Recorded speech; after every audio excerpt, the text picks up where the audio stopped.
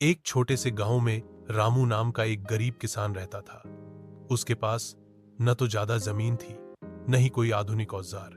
वह दिन रात मेहनत करता, लेकिन फिर भी मुश्किल से 2 वक्त की रोटी जुटा पाता था। रामू के पास सिर्फ आधा बीघा जमीन थी, जिस पर वह गेहूं, चावल और सब्जियां उगाने की कोशिश करता। कभी सूखा पड़ता तो कभी बाढ़ आ जाती, पर उसने कभी हार नहीं मानी। रामू के 2 छोटे बच्चे थे और पत्नी सीता हर कदम पर उसका साथ देती थी।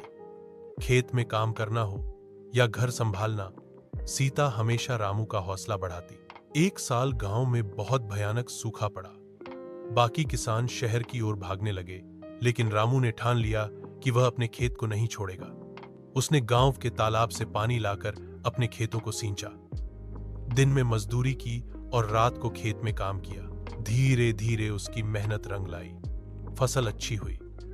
उसने थोड़ी सी कमाई से एक भैंस खरीदी, जिससे दूध बेचकर कुछ आमदनी होने लगी। अगले साल उसने अपने खेत के पास एक छोटा सा सब्जी का बगीचा भी बना लिया। समय बीतता गया और रामू ने अपनी लगन और मेहनत से अपने परिवार को गरीबी से बाहर निकाला। गांव के लोग उसे देखकर प्रेरणा लेने लगे। सीख: यह कहानी हमें सिखाती है कि हालात चाहे जैसे भी हों, अगर मेहनत और धैर्य हो तो इंसान अपनी किस्मत बदल सकता है। अगर आप इस कहानी को कविता या नाटक के रूप में भी चाहते हैं तो मैं वह भी बना सकता हूं। एक गांव में हरिया नाम का एक गरीब किसान रहता था। उसके पास सिर्फ एक बैल और एक पुराना हल था।